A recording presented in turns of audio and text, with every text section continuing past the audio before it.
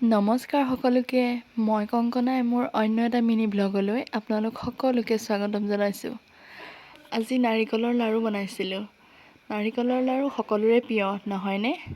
আৰু সেয়া বনাবলৈ লাগিব ৰুকা নাৰিকল লাগিব আৰু চেনি লাগিব আৰু লগতে চুজিও দিব পাৰে পৰিমাণ অনুসৰি, কিন্তু মই আজি চুজি ব্যৱহাৰ কৰা নাই। ৰুকা নাৰিকল দিছোঁ আৰু চেনি দি বনালোঁ। নাৰিকল যিহেতু এটা লৈছোঁ, সেইকাৰণে মই মিডিয়াম কাপৰ জোখেৰে ৰুকা নাৰিকল 4 কাপ লৈছোঁ আৰু লগত মিডিয়াম কাপেৰে চেনি লৈছিলোঁ 2 কাপ। এতিয়া ভালকৈ দুইখিনি মিক্স কৰি গেছৰ ফ্লেমটো অন কৰি চচপেনটোত ৰুকা নাৰিকল আৰু চেনিখিনি দি দিলোঁ। দিয়াৰ পিছত মিক্স কৰিলোঁ। মিক্স কৰি নাৰিকলৰ পানীখিনি শুক যোৱালৈকে হাই ফ্লেমত মই 4 পৰা 5 মিনিট ভাজিলোঁ।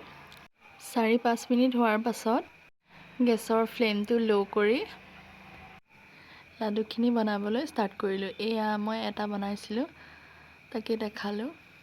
গৰম হৈ থাকোঁতেই লাডুখিনি বান্ধিব লাগে, ঠাণ্ডা হৈ গ'লে ভাঙি যায়।